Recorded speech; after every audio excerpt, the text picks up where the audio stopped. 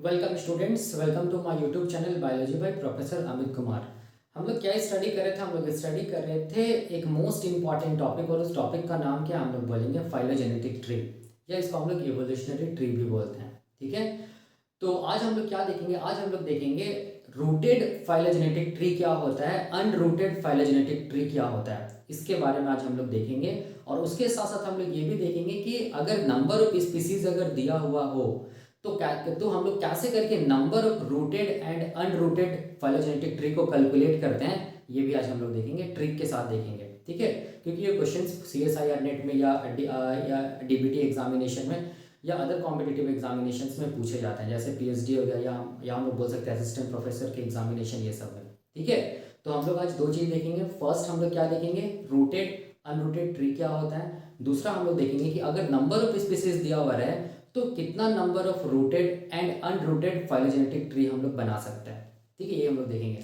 तो मैं आप लोगों से ये रिक्वेस्ट करता हूँ कि जो भी प्रीवियस जो लेक्चर्स है उसको आप देखना, क्योंकि ये जो लेक्चर्स है ना वो प्रीवियस लेक्चर से रिलेटेड है। ठीक है, तो हम लोग स्टार्ट करते हैं रूटेड और अनरूटेड फाइलोजेनेटिक ट्री क्या होता है। देखो, अगर हम लोग फाइलोजेनेटिक ट्री का टाइप्स के बारे में बात करेंगे ना, तो फाइलोजेनेटिक ट्री का बहुत सारा टाइप्स होता है अदर बेसिस पे। ठीक है, जिसमें से एक बेसिस क्या होता है, हम लोग बोलेंगे on the basis of confirmed ancestor the phylogenetic tree is of two type। मतलब confirmed ancestor के बेसिस पे phylogenetic tree का दो टाइप होता है। ठीक है, याद रखना है। मैंने क्या बोला? मैंने ये बोला कि phylogenetic tree का बहुत टाइप्स है। ठीक है, अलग अलग बेसिस पे, लेकिन यहाँ पर हम लोग क्या बेसिस देख रहे हैं? यहाँ पर हम लोग देख रहे हैं on the basis of confirmed ancestor के बेसिस पे phylogenetic tree का दो इंपॉर्टेंट टाइप होता है।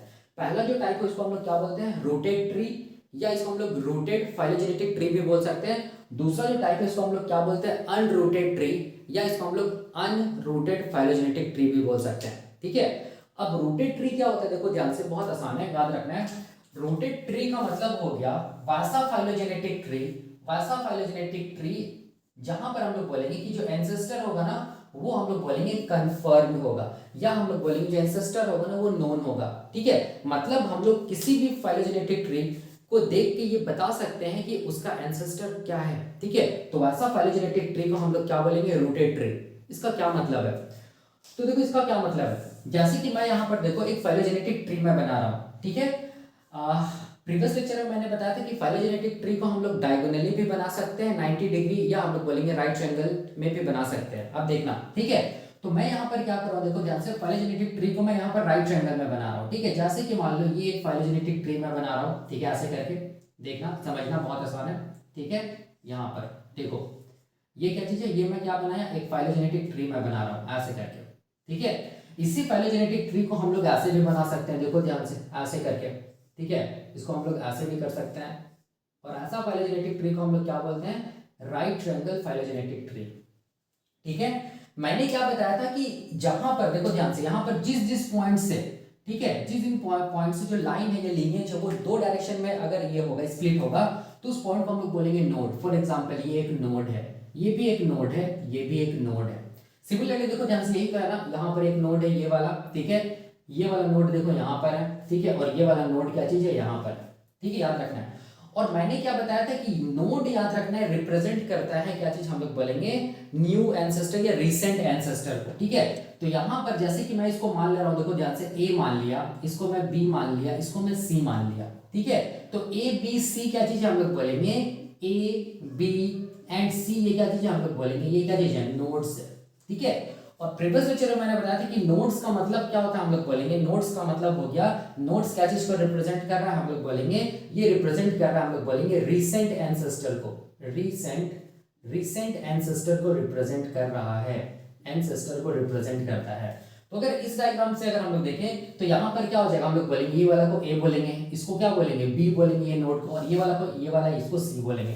ठीक है, अब मैंने प्रीवियस लेक्चर में ये बताया था, देखो ध्यान से, लास्ट कॉमन एंसेस्टर से कोई भी फाइलोजेनेटिक ट्री स्टार्ट होता है, तो यहाँ पर क्या चीज है? लास्ट कॉमन एंसेस्टर है। यहाँ पर क्या चीज हम लोग बोलेंगे? लास्ट कॉमन एंसेस्टर है। लास्ट कॉमन एंसेस्टर का मतलब है जितना भी स्पीसीज है ना यहाँ पर, ठीक है, वो सभी का हम लोग बोलेंगे एक सबसे लास्ट कॉमन एंसेस्टर होगा, जिससे सारा का सारा स्पीसीज आया होगा। और स्पीसीज को हम लोग किस तरफ लिखते हैं? इस तरफ लिखते हैं, मैंने बताया था, इसको एक्सट्रीम पॉइंट बोलते हैं, ये भी मैंने बताया था। तो स्पीसीज का नाम देखो यहाँ पर मैं लिख रहा हूँ, एक्स मान लो, वाई जेड और मान लो यहाँ पर कुछ भी एम मान लो, ठीक है। उसी तरह देखो ध्यान से, ये क्या चीज है, एक्स है, ये वाई है, ये जेड है, ये मान लो एम है, ठीक है। तो एक्स वाई जेड और एक्स वाई जेड एम क्या चीज हम लोग बोलेंगे, ये सब क्या हम लोग बोलेंगे, ये सब स्पीसीज है, ठीक है। स्पीसीज या स्पीसीज को हम लोग क्या बोल सकते हैं, टेक्सा बोल सकते हैं, क्योंकि टेक्सा का मतलब क्या, टैक्सोनॉमिक हायरार्की या टैक्सोनॉमिक कैटेगरी। और टैक्सोनॉमिक हायरार्की अगर हम लोग स्टडी करेंगे तो वहां पर क्या होता है, हम लोग बोलेंगे, देखना हम लोग क्या लिखते हैं, keep pot clean otherwise family get sick, ठीक है। तो यहाँ पर किंगडम होता है, फाइलम होता है, क्लास होता है, ऑर्डर होता है, फैमिली होता है, जीनस होता है और हम लोग बोलेंगे स्पीसीज। तो ये किंगडम अपना एक टेक्सा, इसको किंगडम को हम लोग टेक्सा बोलेंगे, फाइलम को भी हम लोग एक टेक्सा बोलेंगे, ठीक है, क्लास को भी हम लोग एक टेक्सा बोलेंगे, ऑर्डर को भी हम लोग एक टेक्सा बोलेंगे, ये फैमिली को भी हम लोग एक टेक्सा बोलेंगे, जीनस को भी हम लोग क्या बोलेंगे, एक टेक्सा बोलेंगे, और स्पीसीज को भी हम लोग क्या बोलेंगे, एक टेक्सा बोलेंगे। तो ये एक ऑर्डर होता है, ठीक है, जिसको हम लोग बोलते हैं टेक्सोनोमिक हायरार्की या टेक्सोनोमिक ऑर्डर।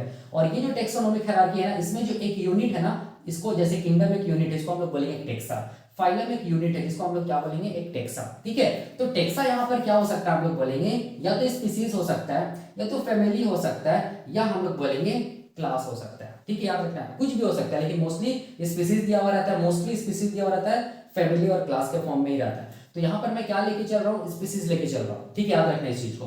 तो यहाँ पर देखो ध्यान से, ये सब क्या हम लोग बोलेंगे, एक्स, यहाँ पर मैं लिख दे रहा हूँ, यहाँ पे लिखा हुआ एक्स वाई जेड एम, ये क्या चीज है, स्पीसीज है या टेक्सा, ठीक है। अब अगर मैं यहाँ पर पूछूं आप लोगों से, अगर मैं यहाँ पर पूछूं आप लोगों से कि ध्यान से देखो इस फाइलोजेनेटिक ट्री को, यहाँ पर देखो ध्यान से x और y का, ठीक है, x एंड हम लोग बोलेंगे y जो स्पीसीज है, इसका अगर मैं पूछूंगा कि इसका एंसेस्टर कौन है, तो आप क्या बोलेंगे, इसका एंसेस्टर a है, ठीक है। तो इसका एंसेस्टर कौन है, हम लोग बोलेंगे, इसका एंसेस्टर कौन है, हम लोग बोलेंगे a है, ठीक है, याद रखना है। देखो ध्यान से, x और y किससे आया, a से ही तो आया है ना, ठीक है। उसी तरह अगर मैं पूछूंगा कि z और m स्पीसीज का, z एंड हम लोग बोलेंगे m स्पीसीज का एंसेस्टर कौन है, तो देखो z और m स्पीसीज का एंसेस्टर कौन है, b है, तो हम लोग क्या लिखेंगे यहाँ पर, z और m एंसेस्टर के स्पीसीज कौन है, b है, देख सकते हैं सिंपल। अगर मैं पूछूं a और b जो स्पीसीज है ना, यहाँ पर देखो a और b जो स्पीसीज है उसका एंसेस्टर कौन है, c है ना। तो मैं अगर यहाँ पर लिखूं कि a और b स्पीसीज का, a एंड b स्पीसीज का एंसेस्टर कौन है, तो आप लोग क्या बोलिएगा, इसका एंसेस्टर हम लोग बोलेंगे c, यही है, देखो ध्यान से। सिमिलरली यहाँ पर भी सेम यही डायग्राम है, x एंड y का एंसेस्टर a है, z एंड m स्पीसीज का एंसेस्टर b है, a और b स्पीसीज का एंसेस्टर क्या है, c है। तो अब ध्यान से देखो, यहाँ पर हम लोग बोलेंगे कि जो ये एंसेस्टर है ना, वो नॉन है, या हम लोग बोलेंगे कंफर्म्ड है, ठीक है, याद रखो। देखो ध्यान से, x और y का एंसेस्टर क्या है, a है, z और m का एंसेस्टर क्या है, b है, और a एंड b का एंसेस्टर क्या है, c है। मतलब यहाँ पर वैसा फाइलोजेनेटिक ट्री जिसको हम लोग देख के बता सकते हैं कि इसका एंसेस्टर कौन है, ठीक है। फॉर एग्जांपल यहाँ पर जो एंसेस्टर है वो कंफर्म्ड है, या हम लोग देख के बता सकते हैं कि x और y स्पीसीज का एंसेस्टर a है, z m स्पीसीज का एंसेस्टर b है, ए और बी स्पीसीज का एंसेस्टर सी है। तो वैसा फाइलोजेनेटिक ट्री जिसका एंसेस्टर हम लोग देखकर बता सकते हैं, या जिसका एंसेस्टर कंफर्म्ड है, या जिसका एंसेस्टर नोन है, वैसे फाइलोजेनेटिक ट्री को हम लोग किस नाम से जानते हैं, रूटेड फाइलोजेनेटिक ट्री के नाम से जानते हैं, या इसको हम लोग क्या बोल सकते हैं, रूटेड फाइलोजेनेटिक ट्री बोल सकते हैं, या सिंपल हम लोग रूटेड ट्री बोल सकते हैं, ठीक है, याद रखना है। तो रूटेड फाइलोजेनेटिक ट्री क्या होता है, रूटेड फाइलोजेनेटिक ट्री वैसा ट्री होता है जिस ट्री को देखकर हम लोग ये बता सकते हैं कि कौन सा स्पीसीज का एंसेस्टर कौन है। फॉर एग्जांपल यहाँ पर दो स्पीसीज एक्स एंड वाई का एंसेस्टर ए है, जेड एंड एम का स्पीसीज का एंसेस्टर बी है, ए एंड बी का ये स्पीसीज का एंसेस्टर क्या सी है। और जितना भी लंबा फाइलोजेनेटिक ट्री चला जाए, अगर हम लोग स्पीसीज को देख के उसका एंसेस्टर को कंफर्म बता सकते हैं, तो वैसे फाइलोजेनेटिक ट्री को हम लोग क्या बोलेंगे, रूटेड ट्री, ठीक है।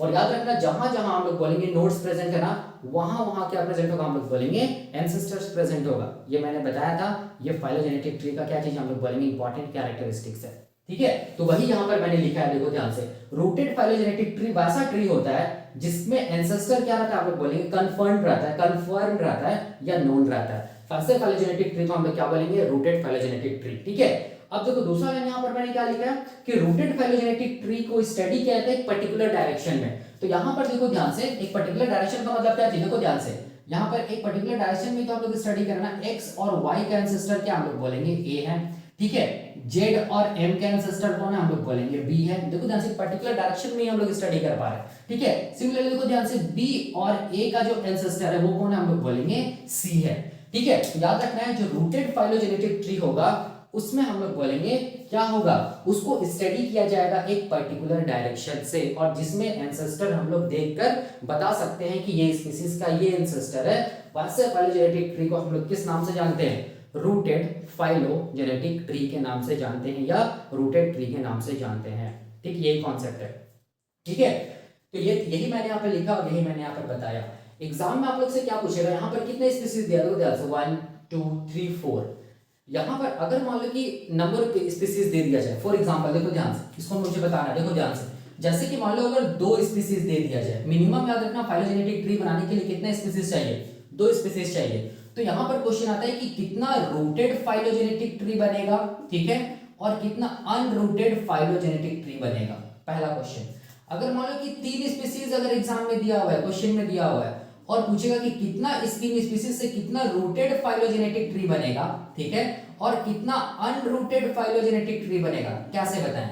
अगर मान लो 4 स्पीशीज दिया हुआ रहेगा, ठीक है, क्वेश्चन में, और इससे पूछ दिया कि कितना रूटेड फाइलोजेनेटिक ट्री बनेगा या कितना रूटेड ट्री बनेगा और कितना अनरूटेड फाइलोजेनेटिक ट्री बनेगा, ऐसे करके हो सकता है ना, ये क्वेश्चन एग्जाम में आ सकता है, क्योंकि ये क्वेश्चन एग्जाम में पूछे जा सकते हैं, ठीक है, ये इंपॉर्टेंट है। उसी तरह 5 स्पीशीज, 6 स्पीशीज, 7 स्पीशीज अगर दिया हुआ है, ठीक है, यहाँ पर कितना स्पीशीज दिया हुआ, 1 2 3 4 स्पीशीज दिया हुआ है, तो मैं यहाँ पर बस एक फाइलोजेनेटिक ट्री बना के दिखाया, लेकिन एक्चुअल में अगर 4 स्पीशीज दिया हुआ है तो याद रखना जो रूटेड फाइलोजेनेटिक ट्री है वो कितना बनेगा, वो कितना बनेगा, हम लोग बोलेंगे 15 क्या बनेगा, हम लोग बोलेंगे रूटेड फाइलोजेनेटिक ट्री का फॉर्मेशन हुआ, कैसे, ये मैं बताऊंगा एक ट्रिक के साथ, ठीक है। तो ये था। अब देखो क्वेश्चन आता है अनरूटेड फाइलोजेनेटिक ट्री क्या होता है, देखो जरा इसको मैं मिटा रहा हूं, अब मैं बता रहा हूं अनरूटेड फाइलोजेनेटिक ट्री। देखो ध्यान से, ये भी बहुत आसान है, कैसे, देखो अनरूटेड फाइलोजेनेटिक ट्री में क्या होता है, देखना ध्यान से, कि यहाँ पर ये वैसा ट्री होता है ना जिसमें हम लोग बोलेंगे कि फाइलोजेनेटिक ट्री को देख के हम लोग उस स्पीशीज के कंफर्म एंसेस्टर को नहीं बता सकते, ठीक है, या हम लोग बोल सकते हैं वैसा फाइलोजेनेटिक ट्री जिसमें कंफर्म एंसेस्टर का पता नहीं चलता है, या हम लोग बोलेंगे जो एंसेस्टर होता है वो नोन नहीं रहता है, ठीक है, वैसे फाइलोजेनेटिक ट्री को हम लोग क्या बोलेंगे, अनरूटेड ट्री। फॉर एग्जांपल देखो यहाँ पर नो कंफर्म एंसेस्टर और एंसेस्टर्स आर नॉट नोन, वैसा मतलब वैसा फाइलोजेनेटिक ट्री जिसको देख के हम लोग खुद कंफ्यूज हो जाएंगे कि ये स्पीशीज का एंसेस्टर कौन है, ये स्पीशीज का एंसेस्टर कौन है, मतलब एंसेस्टर नोन है ही नहीं या एंसेस्टर कंफर्म है ही नहीं, ठीक है। तो वैसे फाइलोजेनेटिक ट्री को हम लोग क्या बोलेंगे, अनरूटेड फाइलोजेनेटिक ट्री, ठीक है। और याद रखना है क्योंकि इसमें ये फाइलोजेनेटिक ट्री वैसा होता है ना जिसको देख के दिमाग में कंफ्यूजन क्रिएट होता है कि अरे ये स्पीशीज का एंसेस्टर कौन होगा, अरे ये स्पीशीज का एंसेस्टर कौन होगा। इसीलिए याद रखना कोई भी डायरेक्शन से ऐसे फाइलोजेनेटिक ट्री को आप पढ़िए, अनरूटेड फाइलोजेनेटिक ट्री को, हमेशा माइंड में एक कंफ्यूजन होगा कि ये स्पीशीज का एंसेस्टर कौन है, मतलब आपको कोई भी कंफर्म्ड एंसेस्टर पता ही नहीं चलेगा, ठीक है। तो इसीलिए मैंने यहाँ पे लिखा है कि there is always a creation of confusion in reading of the unrooted phylogenetic tree in any direction, ठीक है। यहाँ पर हम लोग एक पर्टिकुलर डायरेक्शन में पढ़ रहे थे और यहाँ पर हम लोग बोलेंगे रूटेड फाइलोजेनेटिक ट्री में एक पर्टिकुलर डायरेक्शन में हम लोग पढ़ रहे थे और यहाँ पर एंसेस्टर भी पता चल रहा था, लेकिन यहाँ पर कोई भी डायरेक्शन से पढ़ के ना आपको एंसेस्टर पता चलेगा ही नहीं, या हम लोग बोलेंगे उस फाइलोजेनेटिक ट्री को देखकर हम लोग कंफ्यूज हो जाएंगे कि ये स्पीशीज का एंसेस्टर कौन है, हमको बता ही नहीं पाएंगे। तो वैसा फाइलोजेनेटिक ट्री को हम लोग क्या बोलते हैं, अनरूटेड फाइलोजेनेटिक ट्री बोलते हैं। तो इसको कैसे समझे, इसको एक एग्जांपल से समझते हैं। फॉर एग्जांपल देखना ध्यान से, देखो बुक में यही वाला डायग्राम बनाता है, ये ऐसे करके बनाता है फाइलोजेनेटिक ट्री, ऐसे करके बनाता है, ठीक है, याद रखना अनरूटेड फाइलोजेनेटिक ट्री को ऐसे करके बनाता है बुक में, ठीक है। ये मोस्ट कॉमन एग्जांपल है, ठीक है। इसको डायग्राम से भी मैं समझाता हूँ और एक डायग्राम को भी बना के मैं समझाऊंगा। फॉर एग्जांपल मान लो यहाँ पर क्या चीज हम लोग बोलेंगे, ये पॉइंट क्या चीज है, ये सब क्या है, नोड है, ठीक है, नोड है, ठीक है। मान लो यहाँ पर मैं लिख दिया, मान लो कि x लिख दिया, यहाँ पर लिख दिया मान लो y, ठीक है, x और y क्या है, नोड है, ठीक है। यहाँ पर अब यहाँ पर स्पीशीज मैं लिख रहा हूँ, देखो ध्यान से, यहाँ पर मान लो स्पीशीज है m है, यहाँ पर मान लो n है, यहाँ पर स्पीशीज मान लो o है, यहाँ पर स्पीशीज मान लो q है, ठीक है। तो अगर आप इसको इस डायरेक्शन से पढ़िए, देखो ध्यान से, अगर आप इसको इस डायरेक्शन से पढ़िए तब भी आपको कंफ्यूजन क्रिएट होगा कि एंसेस्टर है कौन। अगर आप इस फाइलोजेनेटिक ट्री को इस डायरेक्शन से भी पढ़ेंगे ना, इस डायरेक्शन से भी पढ़ेंगे तब भी आपको कंफ्यूजन क्रिएट होगा कि इस स्पीशीज का एंसेस्टर कौन है, ठीक है। कैसे, देखो ध्यान से, बहुत आसान है। देखो अगर मान लो हम लोग पहले इस डायरेक्शन से फाइलोजेनेटिक ट्री को पढ़ते हैं, मान लो तो यहाँ पर क्या हम लोग क्या देखेंगे, एम और एन का एंसेस्टर कौन है, एक्स है, ठीक है, ऐसा बोल सकते हैं, लेकिन ऐसा हो ही नहीं सकता। क्यों, देखो ध्यान से कि देखो ध्यान से, दो स्पीसीज मर्ज होके क्या एक स्पीसीज बनाता है, ऐसा कभी आप सुने हैं कि दो स्पीसीज मर्ज हो गया और एक स्पीसीज बनाया, नहीं ना। तो यहाँ पर एम और एन जो स्पीसीज है वो कभी भी मर्ज नहीं होगा, और याद रखना इस चीज को, ठीक है, क्योंकि अगर एम और एन अगर मर्ज होकर अगर मान लो कि नया स्पीसीज बना दिया एक्स, ठीक है, तो याद रखना है बायोडायवर्सिटी क्या हो जाएगा, बायोडायवर्सिटी कम हो जाएगा, बायोडायवर्सिटी क्या हो जाएगा, हम लोग बोलेंगे कम हो जाएगा। क्यों, क्योंकि दो स्पीसीज जब मर्ज कर रहा है, फिर से दो स्पीसीज जब मर्ज करेगा और एक स्पीसीज बनेगा, तो बट ऑब्वियसली बायोडायवर्सिटी कम हो जाएगा, ठीक है। तो देखो जब से फर्स्ट टाइम यही कंफ्यूजन है ना कि दो स्पीसीज मर्ज करेगा ही नहीं, तो एक्स कैसे बनेगा, तो इसका मतलब हम लोग क्या बोले कि यहाँ पर एक्स, ये दोनों स्पीसीज का तो एंसेस्टर हो ही नहीं सकता ना, ठीक है, मतलब कंफ्यूजन है ना कि दो स्पीसीज कैसे मर्ज करके एक नया स्पीसीज को बनाएगा, ठीक है। अब देखो ध्यान से, अब देखो ध्यान से कि एक स्पीसीज से फिर से दूसरा स्पीसीज यहाँ पर क्या हुआ, हम लोग बोलेंगे वाई हुआ, ठीक है, फिर वाई से हम लोग बोलेंगे यहाँ पर दो स्पीसीज आया जिसको हम लोग क्या बोलेंगे, ओ एंड पी। तो कंफ्यूजन यहीं पर क्रिएट हो गया था ना कि दो स्पीसीज कैसे करके मर्ज करेगा और कैसे करके एक स्पीसीज को बनाएगा, क्योंकि ऐसा पॉसिबल नहीं है। अगर ऐसा पॉसिबल रहेगा तो बायोडायवर्सिटी कम हो जाएगा, ठीक है, याद रखना इस चीज को। अब अगर हम लोग इस डायरेक्शन से भी पढ़ेंगे ना इसको, तब भी देखो यहाँ पर कंफ्यूजन क्रिएट होगा। यहाँ पर अगर इस डायरेक्शन से पढ़ेंगे तो O और जो P स्पीसीज है ना, यहाँ पर ये दोनों देखो ध्यान से, ये कौन से स्पीसीज को बना रहा है, X Y को बना रहा है, कैसे पॉसिबल है, क्योंकि O और P तो ऐसा है ना जबकि यहाँ पर भी देखो ध्यान से दो स्पीसीज क्या होगा, मर्ज होगा और क्या बनाएगा, एक स्पीसीज को बनाएगा, ऐसा पॉसिबल है नहीं, ठीक है, बायोडायवर्सिटी कम हो जाएगा। तो यहाँ पर भी देखो ध्यान से वही कंफ्यूजन का क्या हम लोग बोलेंगे, क्रिएशन है, ठीक है। तो हम लोग यहाँ पर कोई भी डायरेक्शन से पढ़े, एंसेस्टर में क्या होगा, हम लोग बोलेंगे कंफ्यूजन होगा, दो स्पीसीज मर्ज करके कभी भी एक स्पीसीज नहीं बनाता है, क्योंकि याद रखना वैसे में बायोडायवर्सिटी कम हो जाता है, ठीक है। तो याद रखना है अनरूटेड फाइलोजेनेटिक ट्री वैसा फाइलोजेनेटिक ट्री होता है जिसमें हम लोग इस फाइलोजेनेटिक ट्री को देखकर ये नहीं बता पाएंगे कि इस पर्टिकुलर स्पीसीज का एंसेस्टर कौन है, ठीक है, मतलब कंफर्म एंसेस्टर हम लोग नहीं बता पाएंगे, या हम लोग बोल सकते हैं जो एंसेस्टर है वो नोन नहीं है, ठीक है। वैसे फाइलोजेनेटिक ट्री को हम लोग बोलेंगे अनरूटेड फाइलोजेनेटिक ट्री, और ऐसे फाइलोजेनेटिक ट्री को देख करके हम लोग किसी भी डायरेक्शन से पढ़ेंगे तो हमेशा माइंड में क्या आएगा, कंफ्यूजन क्रिएट होगा कि हम लोग बोलेंगे कि एंसेस्टर है कौन, याद रखना, ठीक है। तो वही मैंने यहाँ पर लिखा है, ठीक है। अब देखो इसका दूसरा भी एक है, इसको ऐसे भी हम लोग समझ सकते हैं, देखो ध्यान से, इसको मैं ऐसे बना रहा हूँ, ठीक है, ऐसे करके देखो ध्यान से, ये मान लो ए स्पीसीज है, ये मान लो बी स्पीसीज है, ये मान लो सी स्पीसीज है, ठीक है। अब ध्यान से देखो यहाँ पर ऐसा भी तो हो सकता है ना कि यहाँ पर देखो अनरूटेड फाइलोजेनेटिक ट्री ही है ये। अब यहाँ पर देखो मैं बोलूंगा कि ए जो है ना, ए देखो ध्यान से ए देखो ध्यान से, ए हम लोग बोलेंगे ये देखो ध्यान से, ए स्पीसीज जो है वो क्या चीज हम लोग बोलेंगे, या तो वो बी से आया होगा, ठीक है, या तो वो सी से आया होगा। तो यहाँ पर भी कोई मतलब ऐसा कुछ क्या बोलते हैं, कंफर्म एंसेस्टर नहीं है, बी से भी आ सकता है, सी से भी आ सकता है। सिमिलरली देखो तो ध्यान से बी स्पीसीज है ना, वो किससे आ सकता है, या तो ए से भी आ सकता है वो बी स्पीसीज, या हम लोग बोलेंगे सी से भी ये बी स्पीसीज बन सकता है। तो यहाँ पर भी देखो एंसेस्टर क्लियर नहीं है ना बी स्पीसीज का। सिमिलरली ध्यान से देखो अगर सी स्पीसीज है तो सी स्पीसीज में भी देखो ये सी स्पीसीज ए स्पीसीज से भी बन सकता है, ये बी स्पीसीज से भी बन सकता है, मतलब यहाँ पर सी का भी क्या है, हम लोग बोलेंगे दो एंसेस्टर हो सकता है, मतलब एंसेस्टर यहाँ पर हम लोग दो एंसेस्टर हो नहीं सकता, यहाँ पर हम लोग एंसेस्टर का कोई भी कंफर्मेशन नहीं है, ठीक है। तो ऐसा फाइलोजेनेटिक ट्री को ही हम लोग क्या बोलते हैं, अनरूटेड फाइलोजेनेटिक ट्री, या क्या बोलते हैं हम लोग बोलेंगे अनरूटेड ट्री के नाम से जानते हैं, ठीक है। तो ये कॉन्सेप्ट है। अब एग्जाम में क्या क्वेश्चन पूछता है, देखो ध्यान से, एग्जाम में ये क्वेश्चन पूछता है, जैसे कि मैंने अभी बताया कि अगर कोई भी फाइलोजेनेटिक ट्री बनाने के लिए चाहे वो रूटेड रहे चाहे वो अनरूटेड रहे, मिनिमम हम लोग बोलेंगे कितना नंबर ऑफ स्पीसीज होना चाहिए, दो मिनिमम नंबर ऑफ स्पीसीज होना चाहिए। तो यहाँ पर क्वेश्चन आता है कि कितना रूटेड फाइलोजेनेटिक ट्री बनेगा और कितना अनरूटेड फाइलोजेनेटिक ट्री बनेगा, पहला क्वेश्चन वही मैंने बताया यहाँ पर, वही मैंने अभी बताया था। अगर मान लो दो स्पीसीज रहेगा, तीन स्पीसीज रहेगा तो कितना रूटेड और कितना अनरूटेड फाइलोजेनेटिक ट्री बनेगा। अगर नंबर ऑफ स्पीसीज 4 हो जाए तो कितना रूटेड कितना अनरूटेड फाइलोजेनेटिक ट्री बनेगा। अगर 5 हो जाए तो कितना रूटेड और कितना अनरूटेड फाइलोजेनेटिक ट्री बनेगा, कैसे पता चलेगा, ठीक है। तो इसको बताने के लिए मैं एक ट्रिक बताता हूं जिससे मैं समझा पाऊं कि कितना नंबर ऑफ फाइलोजेनेटिक ट्री बन सकता है। अगर 2 स्पीसीज रहा, अगर 3 स्पीसीज रहा, अगर 4 स्पीसीज रहा, 5 स्पीसीज रहा, उससे आगे जितना भी स्पीसीज रहा उससे रूटेड और अनरूटेड दोनों, ठीक है। तो यहाँ पर मैं मिटा कर क्या कर रहा हूँ बताता हूँ, ठीक है, वो ट्रिक। लेकिन उससे पहले देखो ध्यान से, ट्रिक बताने से पहले देखो मैं क्या बताना चाहता हूँ। यहाँ पर देखो, यहाँ पर देखो जैसे कि मैं अगर बोलूंगा कि अगर दो स्पीसीज है मान लो, ठीक है, दो स्पीसीज अगर मान लो है, और मान लो यहाँ पर क्या चीज हम लोग बोलेंगे, एक स्पीसीज ए है, दूसरा स्पीसीज मान लो बी है, ठीक है क्या, ऐसा मान लो। तो यहाँ पर कितना रूटेड फाइलोजेनेटिक ट्री बनेगा, तो हम लोग बोलेंगे एक ही बनेगा, ठीक है, कितना बनेगा, एक ही बनेगा ना, क्योंकि देखो ध्यान से यहाँ पर ए किसका एंसेस्टर हो सकता है, बी का हो सकता है, ठीक है, या बी किसका एंसेस्टर हो सकता है, हम लोग बोलेंगे ए का हो सकता है। तो कितना फाइलोजेनेटिक ट्री बनेगा, तो एक ही पॉसिबिलिटी, देखो ध्यान से ऐसे करके, ठीक है।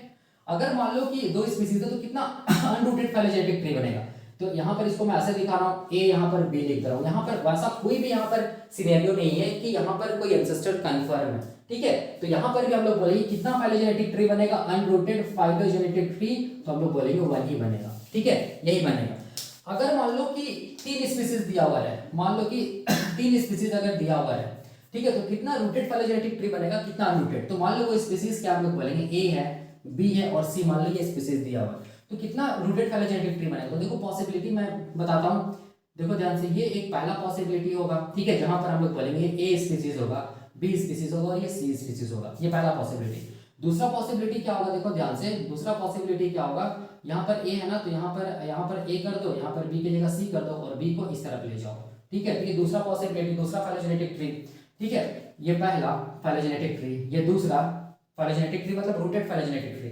और तीसरा पॉसिबिलिटी क्या है, देखो ध्यान से, तीसरा पॉसिबिलिटी ये है कि यहाँ पर देखो, इसको ऐसे कर दो, ऐसे करके इसको ऐसे कर दो, और यहाँ पर इसको ऐसे कर दो, ऐसे करके, देखो ध्यान से, ये वाला, ठीक है। यहाँ पर क्या, यहाँ पर ए लिख दो, ठीक है, यहाँ पर सी है ना, यहाँ पर ए लिख दो, यहाँ पर सी कर दो, यहाँ पर बी कर दो, ठीक है। तो देखो ध्यान से, ये तीसरा क्या है, हम लोग बोलेंगे पॉसिबिलिटी है, क्या चीज का, हम लोग बोलेंगे फाइलोजेनेटिक, रूटेड फाइलोजेनेटिक ट्री बनाने का, जब कितने स्पीसीज दिया हुआ है, तीन स्पीसीज दिया हुआ रहता है। तो याद रखना, जब तीन स्पीसीज दिया हुआ रहेगा तो कितना रूटेड फाइलोजेनेटिक ट्री बनेगा, हम लोग बोलेंगे तीन बनेगा, 1 2 3, इससे ज्यादा पॉसिबिलिटी है ही नहीं, ठीक है। और कितना अनरूटेड फाइलोजेनेटिक ट्री बनेगा, तो तीन स्पीसीज क्या चीज है, ए है, देखो ध्यान से, बी है, और ये क्या चीज हम लोग बोलेंगे सी है, ठीक है।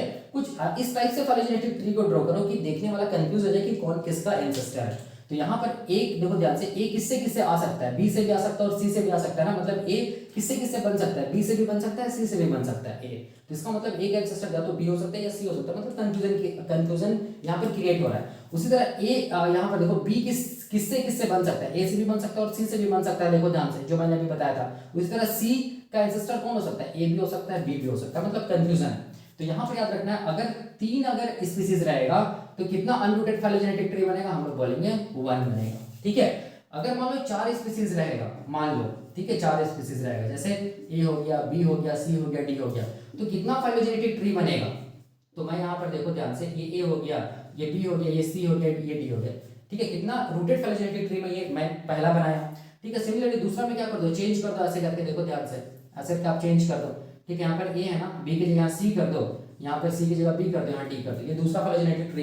ऐसा करते करते हम लोग बोलेंगे 15 क्या बनेगा, रूटेड फाइलोजेनेटिक ट्री बनेगा। अगर कितना नंबर ऑफ स्पीसीज दिया हुआ है, 4 नंबर ऑफ, अगर 4 स्पीसीज दिया हुआ है तब कितना बनेगा, हम लोग बोलेंगे रूटेड फाइलोजेनेटिक ट्री कितना बनेगा, 15 टाइप्स का बनेगा। और अनरूटेड फाइलोजेनेटिक ट्री कितना बनेगा, अगर 4 स्पीसीज दिया हुआ है तो हम लोग बोलेंगे 3 क्या बनेगा, अनरूटेड फाइलोजेनेटिक ट्री बनेगा, ठीक है, याद रखना है। तो ये सब कैसे करके हो रहा है, तो इसके लिए ट्रिक है, और वो ट्रिक को मैं यहाँ पर बताने जा रहा हूँ, उसको मिटा के, याद रखना ये क्वेश्चन आता है, अगर एग्जाम में क्वेश्चन आएगा तो वही ट्रिक का यूज करना, ठीक है। और ट्रिक का यूज करना, आप पहले उसको एक बना लेना, ये पेन कॉपी में देते होंगे हम, मुझे लगता है ऑनलाइन एग्जामिनेशन के टाइम पे एक ब्लैंक पेज देते होंगे, पेंसिल देते होंगे, तो उससे आप ड्रॉ कर लेना, ये वाला ट्रिक या ट्रिक को दिमाग में रखना, उससे भी आप आंसर को निकाल सकते हैं। तो मैं यहाँ पर क्या कर रहा हूँ, यहाँ पर मैं मिटा रहा हूँ, और मैं क्या बताऊंगा, calculation of number of rooted and unrooted trees based on the number of, क्या चीज हम लोग बोलेंगे, टेक्सा, या हम लोग बोलेंगे based on the number of species given, ठीक है। तो मैं यहाँ पर मिटा रहा हूँ और मैं बताता हूँ, ठीक है। तो अब देखो यहाँ पर मैं बताने जा रहा हूँ कि ट्रिक क्या चीज है, क्या चीज को कैलकुलेट करने के लिए, कि नंबर ऑफ, कितना number of rooted and unrooted phylogenetic tree बनता है अगर नंबर ऑफ स्पीसीज या टेक्सा दिया हुआ है, ठीक है, याद रखना है। तो फाइलोजेनेटिक ट्री बनाने के लिए मिनिमम कितना टेक्सा चाहिए, मिनिमम कितने स्पीसीज चाहिए, हम लोग बोलेंगे मिनिमम 2 स्पीसीज चाहिए, ठीक है। तो देखो यहाँ पर इसी सीक्वेंस में आपको टेबल ड्रॉ करना है, ठीक है, पहला आपको जो कॉलम है उसमें क्या लिखना है, नंबर ऑफ स्पीसीज या नंबर ऑफ टेक्सा लिखना है, ठीक है। दूसरा में अनरूटेड ट्री लिखना है, याद रखना है, दूसरा में अनरूटेड ट्री या अनरूटेड फाइलोजेनेटिक ट्री ही लिखना है। तीसरा जो ये है कॉलम, इसमें क्या लिखना है, हम लोग बोलेंगे रूटेड फाइलोजेनेटिक ट्री या रूटेड ट्री लिखना है, इसी सीक्वेंस में रखना है। ये नहीं कि रूटेड को यहाँ लिख दे अनरूटेड को यहाँ लिख दे, ऐसा नहीं, तो ऐसे में गलत हो जाएगा, ठीक है। याद रखना है number of species, unrooted tree and हम लोग बोलेंगे रूटेड ट्री। अब देखो बहुत आसान है, देखो ध्यान से, अगर मान लो मिनिमम याद रखना है फाइलोजेनेटिक ट्री बनाने के लिए एटलीस्ट 2 स्पीसीज चाहिए, तो याद रखना है कि यहाँ पर मान लो कि अगर 2 स्पीसीज दिया हुआ है, ठीक है, नंबर ऑफ स्पीसीज कितना है, 2 है, तो कितना अनरूटेड फाइलोजेनेटिक ट्री बनेगा, कितना रूटेड बनेगा, ठीक है, कैसे पता चला, तो देखो ध्यान से, ठीक है। याद रखना 2 स्पीसीज है ना, तो स्टार्टिंग हमेशा एक से किया जाता है, तो यहाँ पर एक पहले ही लिख दो ऐसे करके, ठीक है, लिख दिए हम लोग। तो एक क्या बनेगा, हम लोग बोलेंगे अनरूटेड फाइलोजेनेटिक ट्री बनेगा। अब इसको याद रखना ओड नंबर से मल्टीप्लाई करना है, ठीक है। ओड नंबर यहाँ पर क्या है, एक ही से तो स्टार्ट होता है ना, ओड नंबर 1 होता है, 3 होता है, 5 होता है, 7 होता है, इसको बोलते हैं ओड नंबर, ठीक है। तो ये जो एक है ना, इसको कितना से मल्टीप्लाई करना है, 1 से मल्टीप्लाई करना है। तो जो भी आंसर आएगा ना, उस आंसर को यहाँ लिखना है। कितना आंसर आएगा, 1 into 1 कितना आ रहा है, देखो ध्यान से कितना आ रहा है, हम लोग बोलेंगे कितना आ रहा है, 1 आ रहा है, ठीक है। तो याद रखना है जब नंबर ऑफ टेक्स आएगा, हम लोग बोलेंगे नंबर ऑफ स्पीसीज 2 अगर दिया हुआ है, तो उससे कितना अनरूटेड ट्री बनेगा, हम लोग बोलेंगे 1 बनेगा, ठीक है। और कितना रूटेड ट्री बनेगा, 1 into 1 हम लोग बोलेंगे 1 रूटेड ट्री बनेगा, ठीक है। अब क्या करना है, देखो ध्यान से, अगर नंबर ऑफ स्पीसीज मैं यहाँ पर लिख दे रहा हूँ 3 रहे, यहाँ पर 4, यहाँ पर 5, 6, 7, 8, 9, 10 और भी आप कर सकते हैं 11, 12 जितना करना है, ठीक है। अब देखो करना क्या है, जो भी यहाँ पर आंसर निकला है, जो भी यहाँ पर आंसर लिखना है ना, उसको कहाँ लिखो, फिर से यहाँ लाके लिख दो, यहाँ पर ऐसे करके, ठीक है। फिर से उसको कहाँ लिख दो, यहाँ लिख दो, ठीक है। कहाँ लिख दो, ये जो आंसर निकला उसको कहाँ लिख दो, फिर से यहाँ लिख दो, ठीक है। तो अगर नंबर ऑफ स्पीसीज अगर 3 रहेगा, तो कितना अनरूटेड ट्री बनेगा, कितना अनरूटेड ट्री बनेगा, हम लोग बोलेंगे 1, ठीक है। अब इसको कितना से मल्टीप्लाई करना है रूटेड ट्री बनाने के लिए, ओड नंबर से, तो 1 के बाद कितना आता है, 3 आता है, ठीक है। इसी पैटर्न को फॉलो करो, कितना होगा 1 into 3 कितना होगा, 3 होगा ना। तो यहाँ पर क्या होगा, हम लोग बोलेंगे 3 क्या बनेगा, हम लोग बोलेंगे रूटेड ट्री बनेगा। जब हम लोग बोलेंगे नंबर ऑफ स्पीसीज कितना दिया हुआ है, हम लोग बोलेंगे 3 दिया हुआ है, ठीक है, याद रखना है। अब देखो, अब इसके बाद फिर से ये जो आंसर निकला ना, इसको फिर से यहाँ लाके लिखो, यहाँ पर 3 लिख दिया मैंने, ये जो आंसर निकला रूटेड ट्री को, इसको फिर से यहाँ पे लाके लिखो 3। ये किसके लिए है, जब 4 स्पीसीज दिया हुआ है उसके लिए, ठीक है। तो जब 4 स्पीसीज दिया हुआ है, या हम लोग बोलेंगे 4 नंबर ऑफ अगर स्पीसीज दिया हुआ है, तो उससे कितना अनरूटेड ट्री बनेगा, तो हम लोग बोलेंगे 3 अनरूटेड ट्री बनेगा, ठीक है। अब रूटेड बनाने के लिए इसको फिर से किससे मल्टीप्लाई करना है, 3 को किससे मल्टीप्लाई करना है, 1 हो गया, 3 हो गया, फिर यहाँ पर क्या लिखिएगा 5, ठीक है। ये पैटर्न फॉलो होगा। तो 5 into 3 कितना होगा, हम लोग बोलेंगे 15 क्या बनेगा, रूटेड ट्री बनेगा। जब कितना नंबर ऑफ स्पीसीज दिया हुआ है, 4 नंबर ऑफ स्पीसीज दिया हुआ है, यही मैं बता रहा था, ठीक है। अब अगर 5 नंबर ऑफ स्पीसीज दिया हुआ है, तो फिर क्या करना है, कुछ नहीं करना है। यहाँ जो आंसर निकला ना रूटेड ट्री में, इसको फिर से कहाँ लाके लिखो, यहाँ पर लाके लिखो 15, ठीक है। तो कितना हम लोग बोलेंगे, जब 5 जब नंबर ऑफ स्पीसीज 5 रहे, तो कितना अनरूटेड फाइलोजेनेटिक ट्री बनेगा, 15 बनेगा, ठीक है। तो रूटेड बनाने के लिए फिर क्या करना होगा, फिर एक पैटर्न फॉलो करो, 1 3 फिर 1 3 5, फिर इसका कितना होगा 7, ओड नंबर, ठीक है। अब इसको जब मल्टीप्लाई कीजिएगा, तो 15 into 7 कितना होता है, हम लोग बोलेंगे 105 क्या होगा, हम लोग बोलेंगे रूटेड ट्री बनेगा। मतलब इसका मल्टीप्लिकेशन किसका आंसर होगा, हम लोग बोलेंगे रूटेड ट्री का आंसर होगा, ठीक है। अब देखो ध्यान से, अब नंबर ऑफ स्पीसीज मान लो 6 है, तो 6 के लिए कितना रूटेड ट्री बनेगा, तो कुछ नहीं करना, ये जो भी आंसर निकला है ना रूटेड को, इसको लाके कहां लिख दो, यहां लिख दो, 105 को यहां लिख दो। तो 105 क्या बनेगा, हम लोग बोलेंगे अनरूटेड फाइलोजेनेटिक ट्री बनेगा। कब, जब नंबर ऑफ स्पीसीज कितना दिया हुआ है, हम लोग बोलेंगे 6 दिया हुआ है, ठीक है। अब इसको रूटेड ट्री बनाने के लिए क्या करना होगा, कितना से मल्टीप्लाई करना होगा, 7, उसके बाद क्या होगा, 7 के बाद क्या होगा, 9 ही तो होगा ना, ओड नंबर जा रहा है, ठीक है, एक पैटर्न फॉलो हो रहा है। तो 105 into 9 को अगर आप मल्टीप्लाई कीजिएगा, तो कितना आएगा, हम लोग बोलेंगे 945 आएगा। कितना आएगा, 945। तो 945 क्या बनेगा, हम लोग बोलेंगे रूटेड ट्री बनेगा। सोचो इतना 945 क्या बनेगा, नंबर ऑफ क्या बनेगा, हम लोग बोलेंगे रूटेड ट्री बनेगा, ठीक है। जब कितने स्पीसीज दिया हुआ है, हम लोग बोलेंगे 6 स्पीसीज दिया हुआ है। तब अगर 7 स्पीसीज दिया हुआ है, तब कितना अनरूटेड ट्री बनेगा, तो कुछ नहीं है, 945 को यहाँ पर लाकर लिख दो ऐसे करके। तो 945 क्या बनेगा, हम लोग बोलेंगे अनरूटेड ट्री बनेगा। इतना सोचो, 945 अनरूटेड ट्री बनेगा। कब, जब हम लोग बोलेंगे कितना नंबर ऑफ स्पीसीज दिया हुआ है, 7 नंबर ऑफ स्पीसीज दिया हुआ है, ठीक है। अब रूटेड ट्री कितना बनेगा, जब 7 नंबर ऑफ स्पीसीज दिया हुआ है, तो इसको कितना से मल्टीप्लाई करना होगा, इसको मल्टीप्लाई करना हो कितना से हम लोग बोलेंगे 11 से। देख लो, अब जब इसको मल्टीप्लाई आप कीजिएगा तो ये कितना आएगा, तो ये आएगा हम लोग बोलेंगे 10395। ठीक है, इतना क्या बनेगा, रूटेड क्या बनेगा, हम लोग बोलेंगे ट्री बनेगा जब नंबर ऑफ स्पीसीज कितना दिया हुआ है, हम लोग बोलेंगे 7 दिया हुआ है। ठीक है, याद रखना है। अब अगर नंबर ऑफ स्पीसीज अगर 8 दिया हुआ है तो क्या करना है, कुछ नहीं करना, ये जो है ना इसी को यहाँ लाकर लिख दो। ठीक है, 10395, तो इतना क्या बनेगा, अनरूटेड ट्री बनेगा। कब, जब नंबर ऑफ स्पीसीज कितना दिया हुआ है 8। अब इसको कितना से मल्टीप्लाई करना होगा, 13 से मल्टीप्लाई करना होगा, तब क्या जो भी आंसर निकलेगा वो क्या चीज होगा, हम लोग बोलेंगे नंबर ऑफ रूटेड ट्री होगा। तो जब हम लोग 13 से मल्टीप्लाई करेंगे किसको 10395 को, तो कितना आएगा 135। ठीक है, इतना आएगा। तो इतना क्या बनेगा, हम लोग बोलेंगे रूटेड ट्री का फॉर्मेशन होगा। फिर अगर नंबर ऑफ स्पीसीज अगर 9 दिया हुआ है तो कितना अनरूटेड ट्री बनेगा, तो कुछ नहीं, ये जो आंसर निकला ना इसको यहाँ लिख दो, यहाँ 135। ठीक है, इतना क्या बनेगा, हम लोग बोलेंगे अनरूटेड ट्री बनेगा। कब, जब नंबर ऑफ स्पीसीज कितना दिया हुआ है, हम लोग बोलेंगे कितना 9 दिया हुआ है। अब इसको फिर से हम लोग को रूटेड ट्री पता करना है। ठीक है, कि कितना नंबर ऑफ रूटेड ट्री बनेगा जब नंबर ऑफ स्पीसीज 9 रहेगा। तो फिर से इसको कितना से मल्टीप्लाई कर दो, 13 के बाद ऑड नंबर क्या होगा, 15 ही तो होगा ना। तो 15 से मल्टीप्लाई करो, जो भी आंसर आएगा उसको यहाँ लिख दो, उतना क्या बनेगा, नंबर ऑफ रूटेड ट्री बनेगा। तो कितना आंसर आएगा, तो हम लोग बोलेंगे 27025। ठीक है, इतना क्या बनेगा, हम लोग बोलेंगे रूटेड ट्री बनेगा। और अगर मान लो कि क्वेश्चन में दिया हो रहा है कि अगर 10 नंबर ऑफ स्पीसीज दिया हुआ है, ठीक है, तब कितना अनरूटेड और कितना रूटेड बनेगा, तो कुछ करना नहीं है। ठीक है, ये जो आंसर आया ना रूटेड वाला, इसको यहाँ पर उतार दो ऐसे करके 025। जो भी यहाँ पर है ना, यही क्या होगा, हम लोग बोलेंगे आंसर होगा किसका, जब नंबर ऑफ स्पीसीज कितना दिया हुआ है 10, तो कितना अनरूटेड ट्री बनेगा, हम लोग बोलेंगे, देख लो ये जो भी मैं लिखा हूं वही क्या होगा, हम लोग बोलेंगे नंबर ऑफ अनरूटेड ट्री का। यहाँ पर इतना ज्यादा नंबर ऑफ अनरूटेड ट्री बनेगा। ठीक है, अब इसको कितना से मल्टीप्लाई करना होगा, इसको मल्टीप्लाई करना होगा कितना से, हम लोग बोलेंगे 17 से। तो जो भी आंसर आएगा उसको यहाँ लिख दो, उतना नंबर ऑफ क्या बनेगा, हम लोग बोलेंगे रूटेड ट्री बनेगा। तो कितना आंसर आएगा, तो हम लोग बोलेंगे 349425। ठीक है, उसी तरह जब अगर नंबर ऑफ स्पीसीज अगर 11 दिया हुआ है तो क्या करना है, इसको यहाँ पर लिख दो ऐसे करके 349425। इतना क्या बनेगा, हम लोग बोलेंगे नंबर ऑफ अनरूटेड ट्री बनेगा।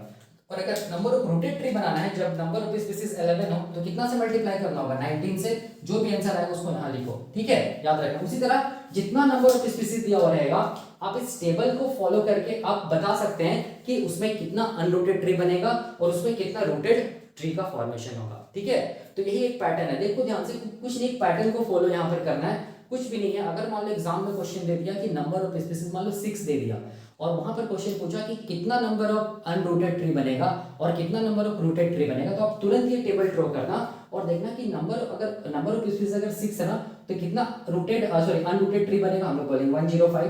ठीक है, और कितना रूटेड ट्री बनेगा, हम लोग बोलेंगे 945। वही इसका आंसर होगा। ठीक है, तो this is all about the trick regarding the calculation of number of rooted tree and हम लोग बोलेंगे अनरूटेड ट्री। ठीक है, when the number of species is given, ठीक है, या number of taxa is given. तो यही ट्रिक है। आप कितना भी नंबर ऑफ स्पीसीज में अगर क्वेश्चन दे दिया है तो आप इस टेबल को ड्रॉ करके आसानी से क्या कर सकते हैं, बता सकते हैं कि कितना नंबर ऑफ अनरूटेड ट्री बनेगा, कितना नंबर ऑफ रूटेड ट्री बनेगा। एक चीज हमेशा फॉलो करना कि जब भी इस टेबल को बनाना तो यहाँ पर नंबर ऑफ टेक्सा लिखना, नंबर ऑफ स्पीसीज, और यहाँ पर हमेशा अनरूटेड ट्री लिखना, और यहाँ पर क्या लिखोगे, रूटेड ट्री लिखोगे, तभी ये ट्रिक फॉलो होगा। अगर गलती से भी आप यहाँ पर रूटेड ट्री लिख दिए, यहाँ पर अनरूटेड ट्री लिख दिए, तब आपको दिक्कत होगा। ठीक है, तो ये आज के लेक्चर में मैं बस इतना ही बताना चाहता हूँ कि रूटेड ट्री क्या होता है, अनरूटेड ट्री क्या होता है, कैसे करके नंबर कैलकुलेट करते हैं रूटेड एंड अनरूटेड ट्री का। ठीक है, तो this is all about. Next lecture में हम लोग कुछ अगला फाइलोजेनेटिक ट्री का टॉपिक देखेंगे। ठीक है, तो अभी के लिए हम लोग यहीं तक रखते हैं। Thank you so much.